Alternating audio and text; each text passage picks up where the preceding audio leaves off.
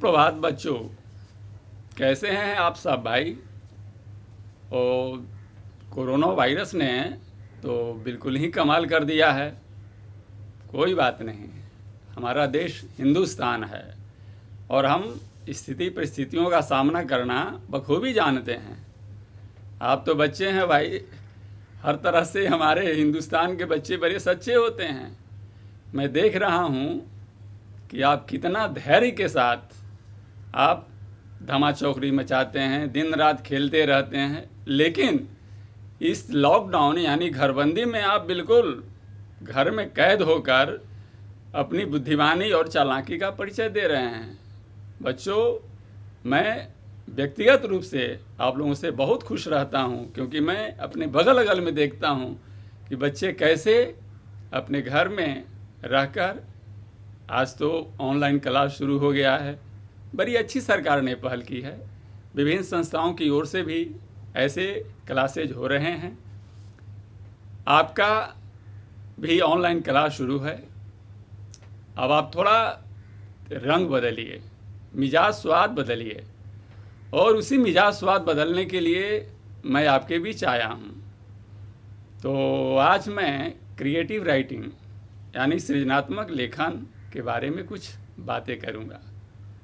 बच्चों, सबसे पहले यूँ तो सृजनात्मक लेखन में बहुत सारी चीज़ें आ जाती हैं, जैसे कविता है, कहानी है, गीत है, गज़ल है, भजन है, दोहा है, सोरठा है, चौपाई है, कहानी है, उपन्यास है, लघु कथा है, बहुत सारी विधाएं हैं। लेकिन मुझे लगता है, और यह बात हकीकत भी है, कि सबसे सरल और अच्छी विधा जो है वह कविता है। कविता के बारे में कहा गया है, आपने भी सुना होगा, जहाँ न जाए रवि वहाँ जाए कवि। मतलब जहाँ सूर्य नहीं जा सकता है वहाँ कवि जाएगा। कैसे भाई, आपके पास क्या पंख हैं? आप तो यथार्थ में ज़मीन से एक बित्ता भी ऊपर उठकर नहीं उड़ सकते हैं, तो फिर आप कैसे जो है रवि से भी ऊपर चले जाएंगे? तो यही समझने की बात है। यह आपकी कल्पना है, यानी आपकी कल्पना की उड़ान होती है, कवि की कल्पना की उड़ान होती है, और उसी कल्पना के सहारे वह सूर्य से ऊपर, यानी जहाँ तक आकाश है या उसके ऊपर भी कल्पना में क्या नहीं किया जा सकता है, हर कुछ किया जा सकता है। तो बच्चों, इसीलिए कहा गया है कि कवि की कल्पनाएं ही, व्यक्ति की कल्पनाएं ही, संवेदनाएं ही मूल होती हैं। इसीलिए जहाँ न जाए रवि वहाँ जाए कवि कहा गया है। बच्चों, एक बड़ी ही प्रसिद्ध पंक्तियाँ हैं सुमित्रानंदन पंत की, कि वियोगी होगा पहला कवि, आह से उपजा होगा गान। वियोगी होगा पहला कवि, आह से उपजा होगा गान, ढुलक कर आँखों से चुपचाप बही होगी कविता अनजान। सच में कविता जो है हृदय की पीड़ा है, और हर एक व्यक्ति के पास संवेदनाएं होती हैं। वह मनुष्य है, इंसान है, उसके पास दिल है, जज्बात है, प्यार है, मोहब्बत है, और यही सारी बातें अंदर में विभिन्न रूपों में चलती रहती हैं, उठती रहती हैं, पलती रहती हैं, तैरती रहती हैं, और आदमी के अंदर एक टीस पैदा होती है, एक संवेदना पैदा होती है। उसे लगता है कि मैं अपनी बातों को लोगों के बीच रखूं, लेकिन उसे लगता है कि सुनेगा कौन। हो सकता है मैं बच्चा हूँ, या फिर मैं थोड़ा बड़ा ही हूँ, किशोर हूँ, और भी थोड़ा युवा हूँ, लेकिन हो सकता है मेरी बातों को लोग नहीं सुने। तो उस स्थिति में बच्चों क्या व्यक्ति करता है कि अपनी भावनाओं को, कल्पनाओं के सहारे जो भी उसकी संवेदनाएं हैं उन्हें कोरे कागज पर लिखता है, और फिर उसे अपनी ही रचनाओं में चमत्कार सा दिखता है। वो उसे लगता है कि अरे, यह तो मैंने बहुत ही गजब लिख डाला, ये बड़ी अच्छी कविता हो गई। लेकिन इसको सुनेगा कौन? ये कविता सुनता हूँ कि कविताएं छपती भी हैं, तो भाई ये छपेगी कैसे? अब उसके अंदर विभिन्न प्रकार की टीसें जो है वो पैदा होने लगती हैं, और वो अपने दोस्तों को पकड़ पकड़ के सुनाता है। तो बच्चों, आप में से हर व्यक्ति कवि है, दुनिया का प्रत्येक व्यक्ति कवि है। यह भी उतना ही सत्य है कि कहानी वगैरह जो विधाएं हैं वो प्रत्येक व्यक्ति नहीं लिख सकता है, विशेषकर गद्य की विधाएं। लेकिन मैंने जहाँ तक सुना है या सभी लोग कहते हैं कि कविता जो है दुनिया का प्रत्येक व्यक्ति लिख लेता है। तो बच्चों, हर एक आदमी होता है, लेकिन कोई कोई ऐसा होता है जिसकी चर्चा होती है, तो फिर हर कविता नहीं हो जाती है। जो भी हम लिखते हैं, हो सकता है मुझे ऐसा लगता होगा कि अरे भाई ये तो बहुत अच्छी कविता है, लेकिन जब उसके अंदर पाठकीयता नहीं है, यानी पढ़ने वाला अगर उसके अनुसार से नहीं समझ रहा है, जिसको हम संप्रेषण कहते हैं। संप्रेषण यानी जो हम कहना चाहते हैं पाठक यानी पढ़ने वाला वैसा समझ रहा है या नहीं। अगर वह नहीं समझेगा तो उसमें उसे आनंद नहीं आएगा। तो बच्चों, अब मैं आपको ज़्यादा न कुछ इसके बारे में कहते हुए मैं सिर्फ इतना आपको स्मरण करा रहा हूँ, विश्वास दिला रहा हूँ कि अगर आप कविता लिखना चाहते हैं तो फिर ऐसी कोई बात नहीं है जो आप कविता लिखने से खुद को वंचित रख सकते हैं। अवश्य देखिए, मैं अपने अनुभव के आधार पर कुछ आपको बतलाना चाहता हूँ। जैसे मान लिया जाए कि आपने विद्यालय में बहुत सारे निबंध लिखे होंगे, बहुत सारे, पशु पक्षी पर, पेड़ पौधों पर, घर द्वार पर, महापुरुषों पर, और भी दिवसों पर, और भी बहुत सारे विषयों पर आपने निबंध अवश्य लिखे होंगे। तीसरा वर्ग से तो बिल्कुल ही निबंध, है ना। हिंदी की मैं अगर बात करूं तो बिल्कुल ही निबंध लिखाए जाते हैं। तो मान लिया जाए कि आप बरगद के पेड़ पर आप निबंध लिखना चाहते हैं, तो पहले उसका खाका तैयार कीजिए।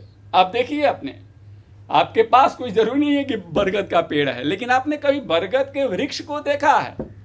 तो बरगद के वृक्ष को आपने देखा है तो आप देखिए कि बरगद का वृक्ष वो कैसा होता है।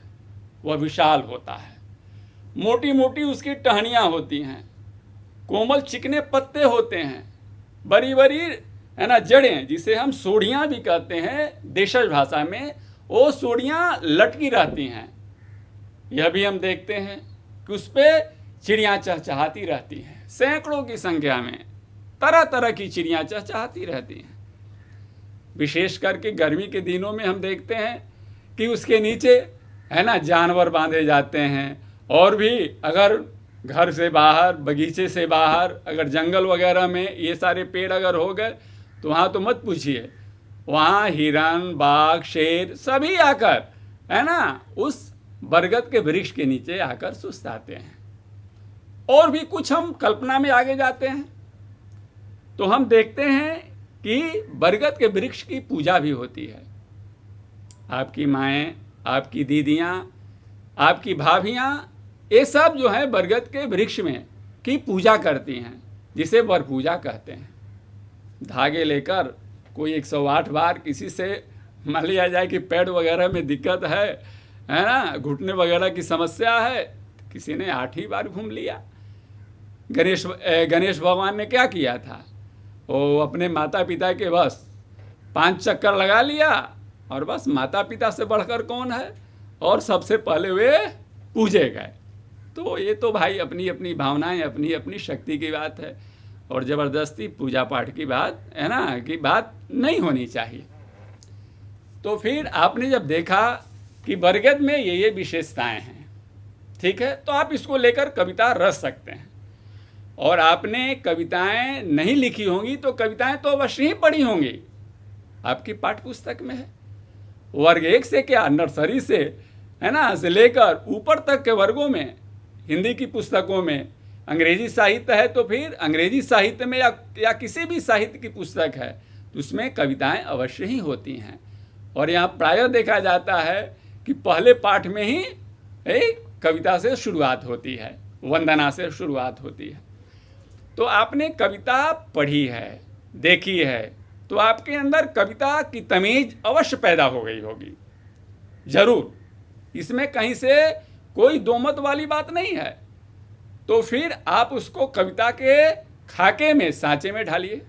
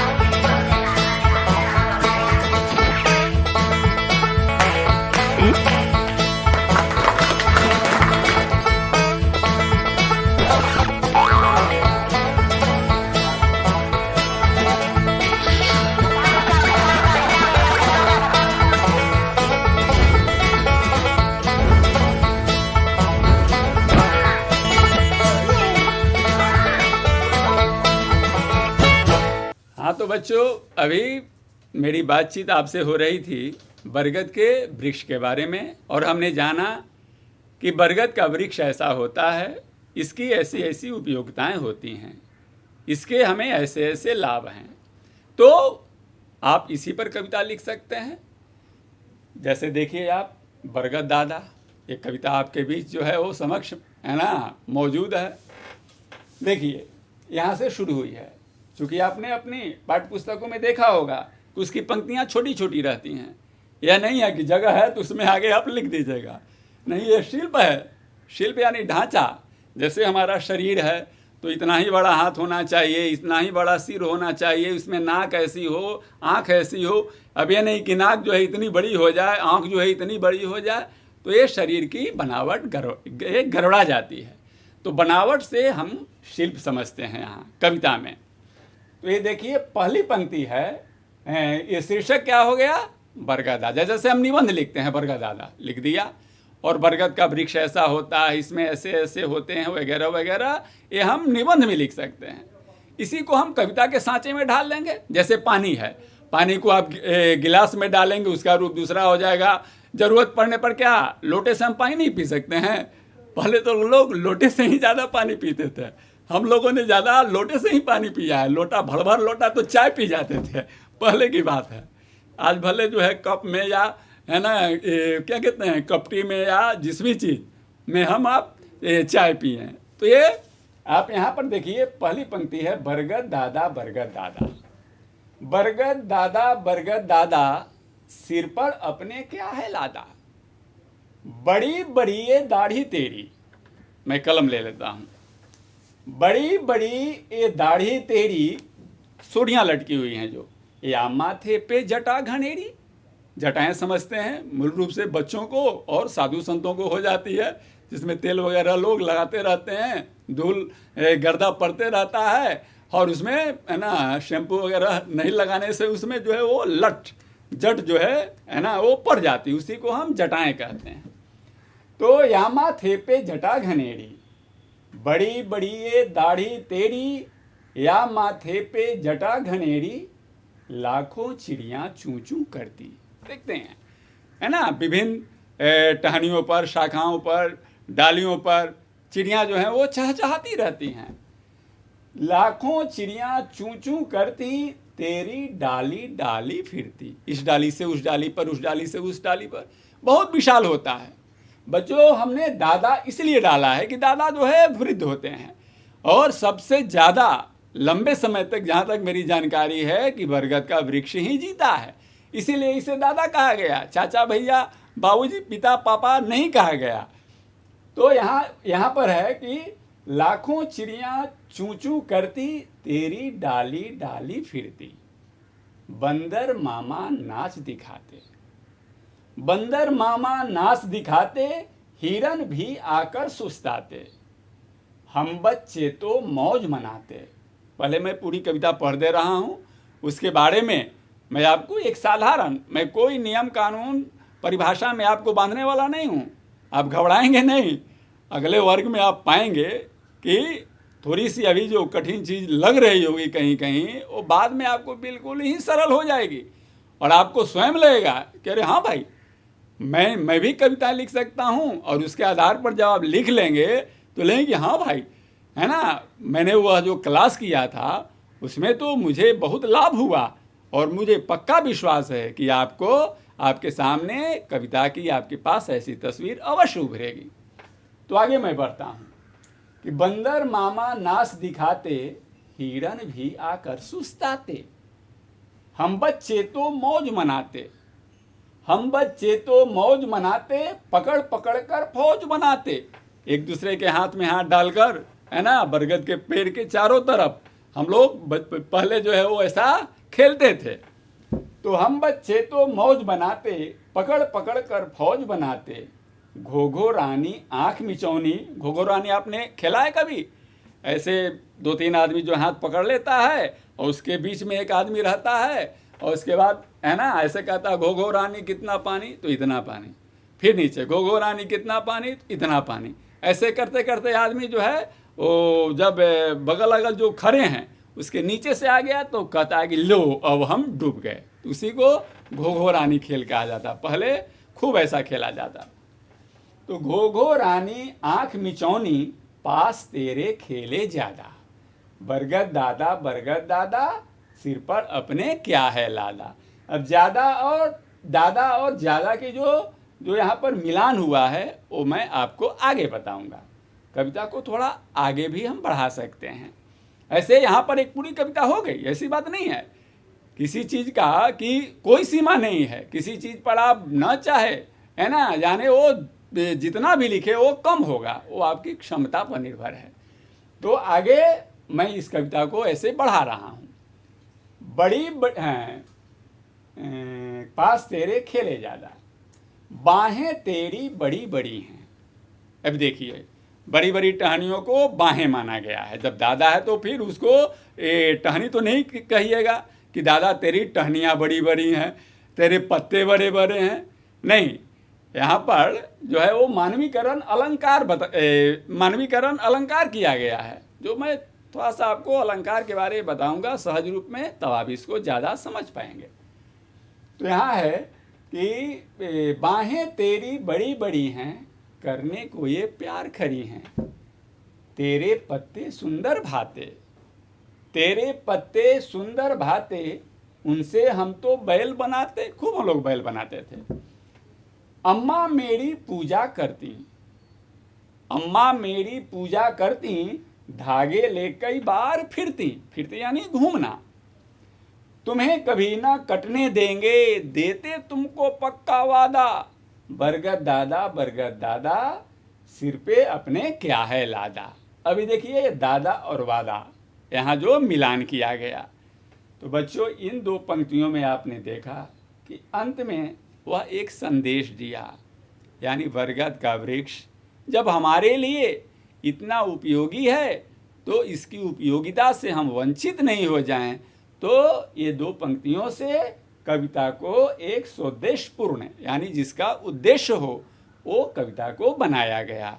और हर एक साहित्य में एक उद्देश्य अवश्य होता है। यूँ तो जीवन का प्रत्येक क्षेत्र, छोटे से बड़े, छोटा क्षेत्र हो या बड़ा क्षेत्र हो, प्रत्येक क्षेत्र जो है उद्देश्यपूर्ण होना चाहिए।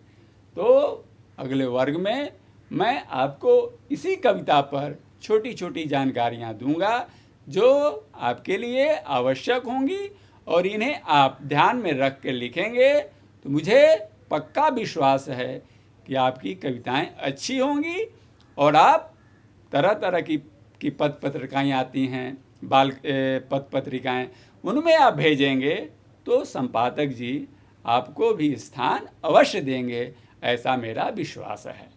कविता का शीर्षक है बरगद दादा। चलिए अब मैं कविता शुरू करता हूँ। आप यहाँ देखेंगे बच्चों, आप यहाँ देखेंगे ध्यान से, कहीं इधर उधर ध्यान नहीं ना है, नहीं देखिएगा, क्योंकि आप, है ना, आपके अंदर हलचल भी बड़ी होती रहती है। तो मैं शुरू करता हूँ। बरगद दादा सिर पर अपने क्या है लादा, बड़ी बड़ी ये दाढ़ी तेरी, बड़ी बड़ी ये दाढ़ी तेरी, या माथे पे जटा घनेरी, लाखों चिड़ियाँ चूं चूं करती, लाखों चिड़िया चूं चूं करती, तेरी डाली डाली फिरती। बंदर मामा नाच दिखाते, बंदर मामा नाच दिखाते, हिरन भी आकर सुस्ताते। हम बच्चे तो मौज मनाते, बंदर मामा नाच दिखाते, हिरन भी आकर सुस्ताते। हम बच्चे तो मौज मनाते, पकड़ पकड़ कर फौज बनाते। घो घो रानी आंख मिचौनी, बच्चों कविता पढ़ना भी एक कला है। घो घो रानी आंख मिचौनी, पास तेरे खेले ज्यादा। बरगद दादा, सिर पर अपने क्या है लादा। बाहें तेरी बड़ी बड़ी हैं, बाहें तेरी बड़ी बड़ी हैं, करने को ये प्यार खरी हैं। अब चूंकि इसको दादा बनाया है, तो दादा की शाखाएं टहनियां नहीं होती हैं, वो उनकी बाहें होती हैं, तो डालियों को बाहें माना गया। तो बाहें तेरी बड़ी बड़ी हैं, करने को ये प्यार खरी हैं। तेरे पत्ते सुंदर भाते, तेरे पत्ते सुंदर भाते, उनसे हम तो बैल बनाते। ऐसे ऐसे फाड़कर आदमी, है ना, पहले हम लोग बैल खूब बनाते थे। तेरे पत्ते सुंदर भाते, उनसे हम तो बैल बनाते। अम्मा मेरी पूजा करती, अम्मा मेरी पूजा करती, धागे ले कई बार फिरती। तुम्हें कभी ना कटने देंगे, देते तुमको पक्का वादा। बरगद दादा, सिर पर अपने क्या है लादा। तो बच्चों, अभी जो मैंने आपको जो यह कविता सुनाई, उसमें आप जो देखेंगे कि ये दादा और लादा, यह जो है, इसे हम कविता की भाषा में टेक कहते हैं, या फिर हम मुखड़ा कहते हैं। और ये दादा और लादा जो हो गया, इसे तुकबंदी कहते हैं। और फिर यहाँ पर एक अनुच्छेद समाप्त हुआ जो ज्यादा से हुआ, दादा लादा ज्यादा। फिर ये 2 अनुच्छेद की कविता है। तो ये दूसरे अनुच्छेद में जो उसकी समाप्ति होती है, वो वादा है।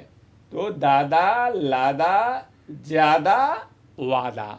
तो अगले वर्ग में आपको मैं बताऊंगा कि ये तुकबंदी आप कैसे कर सकते हैं, और फिर पहली पंक्ति में इतने ही शब्द क्यों होंगे, दूसरी पंक्ति में इसी तरह के शब्द क्यों होंगे, वो मैं आपको अगले वर्ग में बताऊंगा। चलिए बच्चों, अब आगे कुछ हम लोग कविता के संदर्भ में बात करते हैं भाई। इसके पहले मैंने आपको एक कविता, है ना, सुनाई थी बरगद दादा पर। दादाजी हैं, पिताजी के पिताजी, बाप रे बाप। अब ये देखिए, ये बरगद को दादा क्यों कहा गया भाई?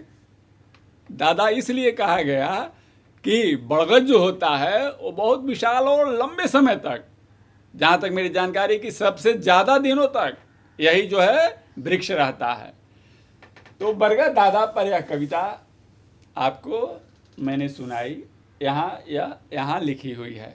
चाहें तो आप इसको, मोबाइल है या स्क्रीन वगैरह से आपका टीवी पर चल ही रहा है भाई, उसको आप, है ना, बढ़िया से जो है वो स्क्रीनशॉट ले सकते हैं। तो बरगद दादा, ये जो कविता है, इस पर आपने निबंध नहीं लिखा होगा। जो आपने निबंध लिखा, तो निबंध लिखना आसान है। करी भाषा है वो दूसरी बात है, शुष्क भाषा है वो दूसरी बात है, एक कविता कोमल है ये अलग बात है। लेकिन आपके अंदर जब आपने कविताई जरूर है, कविता नहीं लिखी है और कविता लिखना चाहते हो, तो आप एकदम कविता लिख देंगे। निबंध बहुत लिखे हैं और आपको लगता है कि कविता नहीं लिख सकते हैं, लेकिन जान लीजिए निबंध ही जो है आपके लिए कड़ा हो जाएगा जब आप कविता लिखने लगेंगे। तो आपने पाया होगा कि इसमें रस है, ठीक है। अब देखिए, रस की बात हुई है कविता में बच्चों। यूँ तो कुछ नियम कानून अवश्य हैं, ठीक है भाई, हम चंचलता दिखाएंगे, हम अलहड़पन दिखाएंगे, बच्चे हैं तो, लेकिन एक कायदे कानून में तो अवश्य रहना होगा। अब क्या हमारे पिताजी हैं, हमारी माताजी हैं, तो हम उनके साथ अभद्रता दिखा देंगे क्या? नहीं, कुछ ना कुछ कायदे कानून अवश्य होते हैं। घड़ी में हम हैं तो ठीक है, हम बाहर से जो है ना, आएंगे तो पूछ कर नहीं आएंगे, लेकिन कहीं भी किसी कमरे में, एक कमरे से दूसरे कमरे में जाएंगे तो उसका एक तरीका होता है, और उस तरीके का आप पालन जरूर करते होंगे। आप शौचालय में जाते हैं, आप जो है रसोई घर में जाते हैं, आप एक कमरे से दूसरे कमरे में जाते हैं, तो उसके लिए भी आप एक सामान्य शिष्टाचार का परिचय अवश्य देते हैं। और फिर देखिए ना, विद्यालय में आप जाते हैं, शिक्षक आते हैं तो क्या करते हैं, खड़े हो जाते हैं, यही आपका ये अभिवादन है। तो छोटे मोटे नियमों में मैं आपको अब अवश्य बांधूंगा, ठीक है, ताकि आप ऐसी कविताएं लिख सकें जो किसी पत्र पत्रिका में छप सके। आप विश्वास रखें, आपके अंदर अगर इस बात की ललक है, जिज्ञासा है कि मैं भी है ना कवि बनूं और मेरी भी कविता कहीं छपे, तो फिर किसकी छपती है? बाल कविताएं तो आप ही लोग ही छपती हैं भाई, एक से एक बाल कवि हैं, असंख्य बाल कवि हैं। तो फिर आप भी अपने अंदर की छिपी हुई प्रतिभा को ऐसे निखार सकते हैं। तो मैं कुछ छोटी मोटी जानकारी देता हूं आपको। यूं कविता में छंद, रस और अलंकार। छंद, ध्यान देंगे, छंद अगर आपके पास कागज कलम है तो उठाकर लिख लीजिए। छंद, रस, अलंकार, लय और तुक। पुनः मैं दोहरा रहा हूं। छंद, रस, अलंकार, लय और तुक, ये 5 चीजें अच्छी अच्छी कविताओं में होती हैं। बड़े बड़े कवि भी जो होते हैं ना, वे यही 5 चीजों का ख्याल रखते हैं। अरे भाई, छोटे बच्चे भी अपने छोटे पैरों से चलते हैं, बड़े बड़े लोग अपने बड़े पैरों से चलते हैं। उनके पैर क्या कहला जाएंगे? पैर ही कहलाएंगे। छोटे बच्चों के पैर क्या कहलाएंगे? पैर ही कहलाएंगे। जो आपके नाम हैं, जो आपके अंगों के नाम हैं, जो आपके घरों के नाम हैं, जो आपके परिवारों के नाम है, वही तो बड़ों के परिवारों के नाम है, बड़ों के अंगों के नाम है। तो ये 5 चीजें आपको मैं बहुत ही सरल तरीके से बतला रहा हूं। पहली बात हुई थी बच्चों छंद की। तो छंद का अर्थ होता है अक्षरों की गिनती। अब देखिए, ये 16 अक्षर हैं, इसमें 16, यही मात्रा है। इसको आकार को, जैसे ब है, अ की मात्रा है, तो एक मात्रा हम मानते हैं। र को भी एक मात्रा, यानी अ, हरस्व ई, हरस्व उ, यह जो है वह आपको लघु है, यानी एक मात्रा, और बाकी आकार है। हाँ, और एक और हरस्व उ है, अ है, हरस्व ई है, हरस्व उ है, यह सब जो है वो आपको लघु में आता है, यानी एक मात्रा में। बाकी जो है वो आकार है, दीर्घिकार है, ये सब दीर्घ मात्रा में, यानी 2 मात्राएं होंगी। तो ये देखिए, ये 16 वर्णों की ये रचना है, 16 मात्राओं की ये पहली पंक्ति है। बरगद दादा, बरगद दादा, 1 2 3 4, ये क्या है? अकार, एक मात्रा। 1 2 3 4, ये आकार है तो 2 मात्राएं, हो गया 5 6। अब यहां आप देखें, आकार है तो 2 मात्राएं, तो 7 8। अब यहां देखिए 9 10 11 12, और 2 हैं तो 14, और 2 हैं तो 16। तो 16 मात्राओं की यह पहली पंक्ति हुई।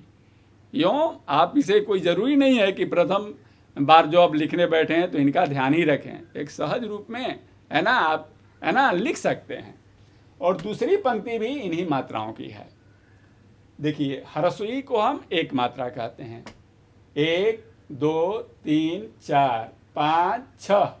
अब ये एकार है, एकार एकार ये सब 2 मात्राएं हैं, तो ये कितना हो गया? 1 2 3 4 5 6 7 8। और ये आधा क है तो ये मात्रा नहीं गिनी जाती है। तो उसके बाद क्या है? आकार, यानी 2 मात्राएं। और ये क्या है? यानी ऐकार है, ह पर ऐ है, ऐकार है तो 2 मात्राएं। फिर यहाँ भी 2 मात्राएं और यहाँ भी 2 मात्राएं। तो ये इसमें भी आप 16 मात्राएं पाएंगे। मैं पुनः गणना कर रहा हूँ। 1 2 3 4 5 6 7 8 9 10 11 12 13 14 15 16। तो ये 16-16 पंक्तियों की ये जो है ये 2 पंक्तियां हो गई। बच्चों इसे हम टेक कहते हैं, टेक, या हम मुखड़ा कह सकते हैं, यानी मुंह। ये मुंह हो गया, ये आपका सिर हो गया, शीर्षक जो होता है वो सिर होता है, और ये मुंह हो गया।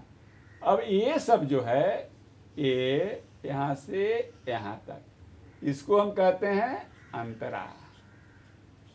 ये प्राय आपने संगीत में सुना होगा, मुखड़ा अंतरा, ठीक है। तो ये 2 पंक्तियों की जो रचना है, ठीक है, ये आपका टेक है, और ये दोनों में पाया गया कि 16-16 मात्राएं हैं। यूँ मैं समझता हूँ कि प्रथम बार जब आप लिखने बैठेंगे तो मात्राओं का ध्यान न रख कर लिखें, सिर्फ इतना एहसास हो, है ना, ऐसे ऐसे गिनती नहीं करेंगे, क्योंकि गिनती करेंगे तो गड़बड़ा जाएंगे। चूँकि ये छंद की बात हुई है तो मैं एक सरल और सहज रूप से यह जानकारी दे रहा हूँ। तो ये छंद हो गया, ठीक है। अब देखिए रस, रस का अर्थ होता है आनंद। भाई आप कविता पढ़ते हैं, सुनते हैं तो आपको आनंद जरूर आता है। किसी कविता में आपने देखा होगा कि अरे भाई हंसी आ रही है, किसी कविता को पढ़कर आपके अंदर गजब प्रकार का आनंद आया होगा, किसी कविता को पढ़कर आप रोने लगे होंगे। गजब है भाई, गजब है। एक फूल की चाह आपकी पाठ्य पुस्तक में है, देखिए कितनी जो है वो दर्दनाक कविता है, ठीक है, आदमी जो है रो देता है। तो वह भी एक आनंद है।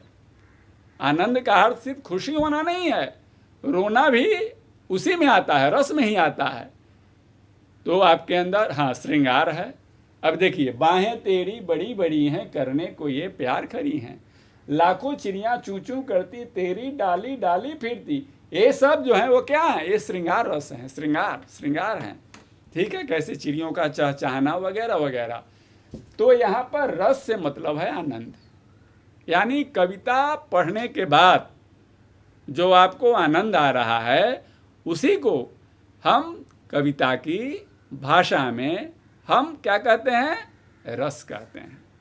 चलिए, यूँ साधारण आपने वर्ग 8 में तो अवश्य जो है 7वां में भी कहीं कहीं जो है वो रस जो है पढ़ाया जाता है, और 9 प्रकार के रस होते हैं, ये आप जानते होंगे। तो रस के बाद अगली बारी जो आती है वो अलंकार की। अब देखिए अलंकार क्या है भाई। अलंकार का अर्थ होता है गहना। अब ये लीजिए, अब आप कहिएगा कि गहना तो महिलाएं पहनती हैं, पुरुष भी पहनते हैं। मान लिया जाए कि लॉकेट वगैरह पहनते हैं, ये घड़ी वगैरह है, देखिए मैंने घड़ी पहनी हुई है, ठीक है, ये सब भी क्या है, एक गहना ही है। तो जिस प्रकार से इसको आप कविता की भाषा में समझिए कि अलंकार क्या है। जिस प्रकार से स्वर्ण यानी सोना, जिस प्रकार से स्वर्ण से है ना गहना बनता है, सोना से गहना बनता है ना, तो जिस प्रकार से स्वर्ण से गहना बनता है उसी प्रकार से सुवर्ण देखिए मैं यहां लिख देता हूं।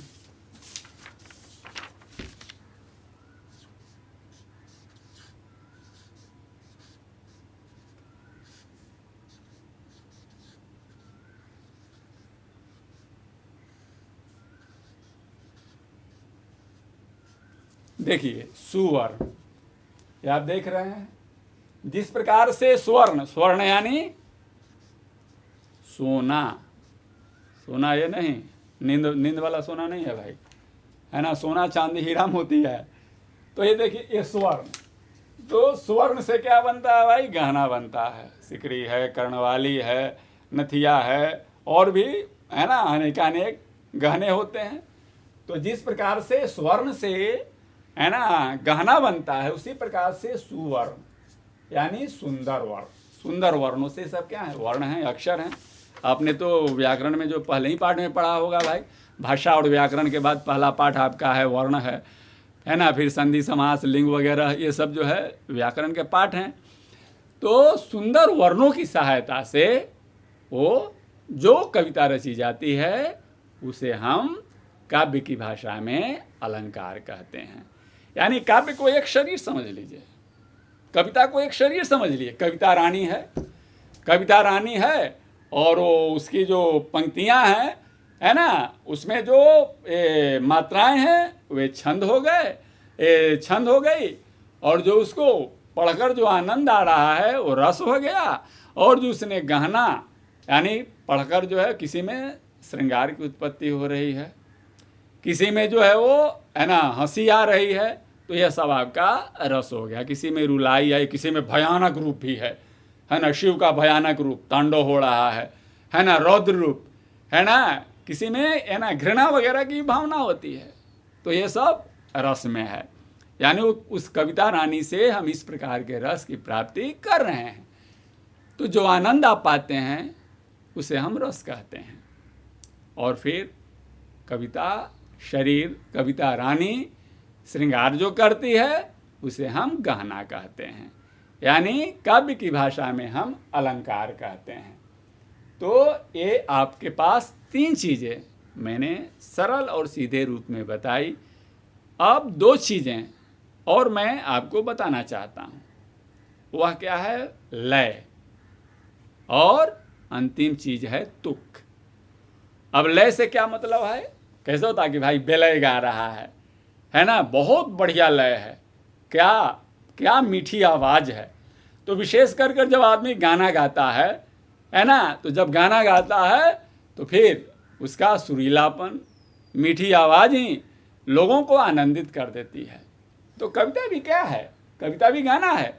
देखिए ना, मेरी आवाज़ अच्छी नहीं भाई, हंसिएगा नहीं, ठीक है, लेकिन इसमें आप पाएंगे कि लय जरूर है, सुरीलापन आवाज़ में नहीं है, ये आप भी पाएंगे। लेकिन देखिए मैं इसको गा रहा हूँ, बरगद दादा, बरगद दादा, बरगद दादा, बरगद दादा, सिर पर अपने क्या है लादा, बड़ी बड़ी ये दाढ़ी ते, देखिए आवाज़ फंसने लगी भाई, बड़ी बड़ी ये दाढ़ी तेरी, या माथे पे जटा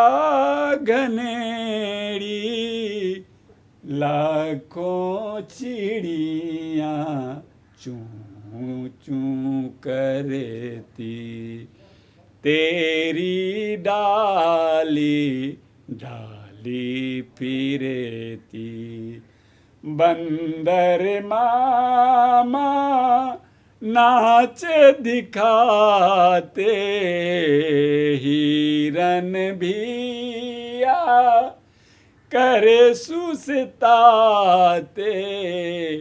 हम बच्चे तो मौज मनाते, पकड़ पकड़ कर फौज बनाते, घो घो रानी आँख मिचौनी, घो घो रानी आँख मिचौनी, पासे तेरे खेलें ज़्यादा। देखिए भाई, आपने मिठास नहीं पाई होगी, लेकिन जो आपने देखा तो यह लय है। अगर आप लय जानेंगे, लय में लिखेंगे तो स्वाभाविक रूप से मात्राएं आ जाएंगी। अब 1-2 मात्रा इधर उधर है, प्रारंभ से आदमी क्या दौड़ना ही जान जाता है। पहले आदमी खड़ा होता है टिड़ी मना, फिर उसके बाद में चलता है, चलने में लुढ़कता है, गिरता है, पड़ता है, उसके बाद आदमी चलने लगता है बढ़िया तरह से। तो प्रारंभ में आप गाने के रूप में कविता को लिखें तो मुझे पक्का विश्वास है कि आपकी कविताओं में छंद का भी स्वाभाविक रूप से प्रयोग हो जाएगा, और रस तो आ ही जाता है। हर एक प्रकार का रस है उसमें, कोई किसी न किसी प्रकार के रस का संचार अवश्य ही हो जाएगा, और फिर आपको खुद पता नहीं होगा लेकिन उसमें जानने वाले ये पाएंगे कि ये अलंकार है। जैसे छोटे बच्चे नहीं समझते हैं कि ये माता ने या उसने जो है कौन सा गहना पहन रखा है, लेकिन वह गहना होता है। तो इसी प्रकार से आपकी कविता में भी अलंकार की प्रयुक्ति यानी अलंकार प्रयोग अवश्य हो जाएगा, भले ही आपको मालूम नहीं हो। तो यह जो मैंने जो ये गाया, ठीक है, वो गाने को गियता कहते हैं, गियता। तो यही जो है वो लय है। अब चलिए अंतिम चीज, तुक। तुक क्या है भाई? तो यानी तुकबंदी, यानी कविता की जो प्रथम पंक्ति है दूसरी पंक्ति के अंतिम एक शब्द या दो शब्द दोनों एक समान जो हो रहे हैं उसे हम तुकबंदी कहते हैं। उदाहरण के रूप में आपके समक्ष ये मौजूद उपस्थित है। देखिए दादा, पहली पंक्ति है बरगद दादा बरगद, इसको छोड़ दीजिए, इसको छोड़ दीजिए। यहां देखिए ये दादा है प्रथम पंक्ति का अंतिम शब्द, और द्वितीय पंक्ति के अंतिम शब्द में भी आपने दादा से संबंधित चीज देखी, और इसी को हम तुकबंदी कहते हैं, दादा लादा। चलिए आगे, जिसको हम अंतरा कहते हैं। पहला अंतरा है दाढ़ी तेरी, दाढ़ी को छोड़ दीजिए, अंतिम शब्द को ही लीजिए, तेरी घनेरी, है कि नहीं है? अरे है ना भाई, देख रहे हैं कि नहीं देख रहे हैं? उब गए आप तो घर में हैं, ठीक है। तो यहाँ देखिए तेरी घनेरी करती फिरती, धरतरी की जगह, गजब कमाल है भाई कविता का। करती करती ती है, आदर देते हैं ना तो क्या होता है, करती जाती आती, करती फिरती, दिखाते सुस्ताते, मनाते बनाते। अब मिचौनी के बाद ज्यादा क्यों हुआ? अब इसका एक मिलान हो रहा है, यानी एक जो है यहाँ अनुच्छेद, जिसको आप पैराग्राफ, अंग्रेजी भाई ज्यादा आप लोग समझते होंगे हो सकता है, लेकिन जान लीजिए अनुच्छेद होता है हिंदी में, है ना। पैराग्राफ की हिंदी जो है वो अनुच्छेद है। तो यहाँ पर जो है इससे मिलाया जा रहा है, तो दादा लादा की यहाँ पर तुकबंदी हो गई। फिर देखिए हैं बड़ी हैं खड़ी हैं, बातें बनाते, करती फिरती। अभी देखिए जिस तरह से आपने देखा यहाँ, कहाँ है भाई, आंख बिचौनी और ज्यादा, उसी प्रकार से ये पाएंगे कि अब बाजू जो है पंक्ति अलग प्रकार की हो गई है, लेकिन अब यहाँ तुकबंदी हो रही है भाई। तो तुकबंदी हो रही है तो यहाँ देखिए वादा, तो देखिए अब यहाँ लादा दादा लादा ज्यादा वादा। अब आपको मुझे विश्वास है कि यह कविता अवश्य अच्छी लगी होगी, और इसी को हम तुक कहते हैं। बच्चों मैं तुकबंदी का एकदम सरल सा उपाय बताता हूँ। आपने वर्ण पढ़ा होगा, ठीक है, दो प्रकार के वर्ण है ना, दो प्रकार के वर्ण है। पहला है कौन, स्वर, और दूसरा व्यंजन। व्यंजन बोलते हैं आप लोग, मैं देखता हूँ कि व्यंजन बोलते हैं, ठीक है। मैं उंगली था ऐसे ही बोल रहा हूँ प्यार से, आप नहीं समझिएगा कि मैं आपको डांट रहा हूँ। व्यंजन होता है, यह के बाद आधा यहाँ है, जैसे चंचल नहीं चंचल, ठीक है। अब आप ये नहीं समझेंगे कविता के बारे में, कविता बोलते बोलते ये सर क्या बतलाने लगे। अरे भाई यह तो जानकारी तो होनी ही चाहिए, अक्षर लिखना हम जानते हैं, ठीक है। तो ये सारी चीज़ों की जानकारी, इन सारी चीज़ों की जानकारी अवश्य होनी चाहिए। तो अभी देखिए वर्ण, तो अ आ ई ये सब 16 जो हैं, ये 11 जो हैं वो स्वर वर्ण हैं। और फिर उसके बाद कवर्ग, चवर्ग, टवर्ग, तवर्ग, पवर्ग, ये 5 वर्ग हैं, और प्रत्येक वर्ग में 5-5 वर्ण हैं। इसको हम अक्षर भी कहते हैं, अक्षर, ठीक है। तो 5-5 25, उसके बाद य र ल व, है ना, श श स, 3 प्रकार का श है, तलव्य श, मूर्धन्य श, दंत्य स, ठीक है। ह क्ष त्र ज्यों, जिसको आप लोग, है ना, बहुत सारे लोग गलत बोलते हैं, ह छत्र ज्ञ, ये सब बिल्कुल गलत है। ह क्ष त्र ज्यों, वो ज्ञ नहीं है, वो ज्यों है। तो इन सारे वर्णों की आपके पास जानकारी है, तो आप तुकबंदी में, है ना, इनसे आप शुरू कर सकते हैं। जैसे मान लिया जाए कि शब्द है एक कविता की पहली पंक्ति में रख रहा हूँ। पोंपों करती गाड़ी आई, पोंपों करती गाड़ी आई, अपने साथ सवारी लाई, है ना। छोटू उतरे मोटू उतरे, इतने में दादाजी उतरे, मुझको तब तो क्या खूब सूझा, गई छिप में गाड़ी पीछे। दादा ने चश्मा लटकाकर इससे पूछा उससे पूछा, मैं बोली तब दादा दादा, हुए खुश हुए बहुत ही ज़्यादा, मेरे हाथ मिठाई आई, पोंपों करती गाड़ी आई। अब देखिए पहली पंक्ति जो है वो आई है, पहली पंक्ति का अंतिम शब्द जो आई है। अब इसको लग रहा है कि अब कविता में जो सर ने बतलाया कि दादा लादा और यहाँ ज़्यादा, अब हम कैसे करें भाई, पोंपों करती गाड़ी आई तो हम, है ना, मैंने लिख दिया। तो आसान तरीका, आई से चलिए कीजिए, आई और आई तो नहीं होगा, आई और इसलिए नहीं होगा कि आ जो है आकार की मात्रा है, तो इसी प्रकार से आपको खुद खटक जाएगा। कविता भाई चीज़ ऐसी है, इसीलिए मैंने प्रारंभ में ही कहा था कि भाई दुनिया का प्रत्येक व्यक्ति जो है कवि है, क्योंकि हर एक के अंदर संवेदना है, हर एक आदमी जीना मरना जानता है, वो सुख दुख की अनुभूति करता है।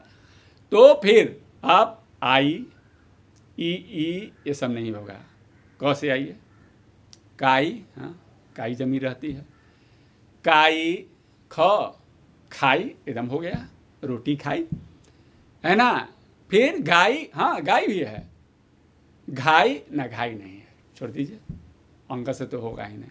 च पर आते हैं, चाई नहीं, लेकिन चवाई हो सकता है, च छ, हाँ जाई जाई, है ना, न छ से छाई, जैसे घटा छाई, ज जाई जाना, झ झाई झाई मारना, कालापन आना चेहरे पर, है ना, जो सांवले वगैरह काले वगैरह होते हैं तो कहते हैं कि झाई मारा हुआ, ये झाई मारी हुई है। यहाँ से तो होगा नहीं भाई, यहाँ से कोई शब्द नहीं बनता है बच्चों, ठीक है। अब आते हैं ट से, टाई, ठाई, डाई नहीं होगा, ढाई तो होगा, ढाई सितम ढाई, ठीक है। फिर टवर्गी न नहीं, तो ताई, हाँ चाची, चाची हो गया, ताई, थाई, दाई बुआ जी, धाई धाते हुए दौड़ते हुए आना, नाई हमारे नाई भाई साहब, ठीक है।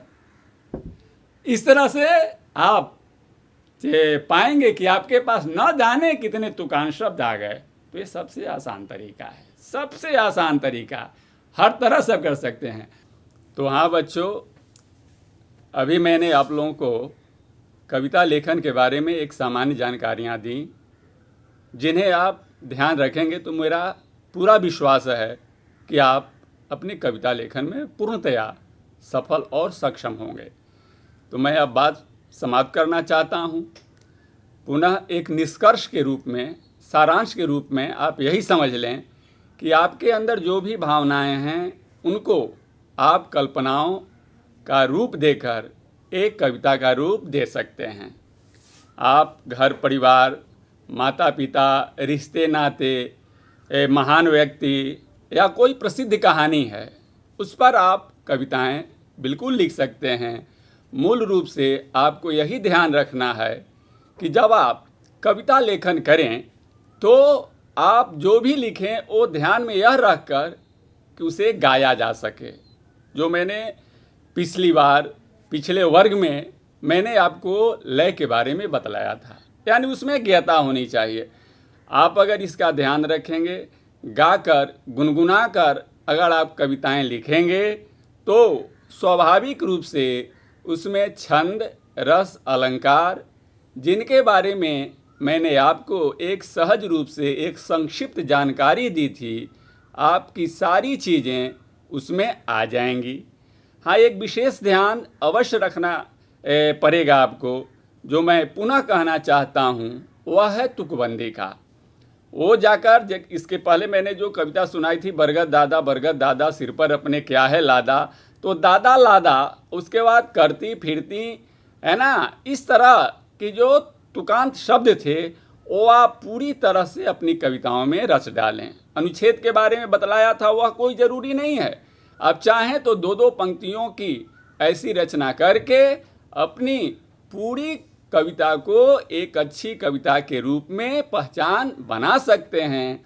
और इसमें मेरा पूरा विश्वास है कि कहीं से भी ऐसी बात नहीं होगी कि आपके द्वारा लिखी गई कविताएं किसी पत्र पत्रिकाओं में नहीं छप सके। तो अब मैं आज के लिए विदा लेता हूं।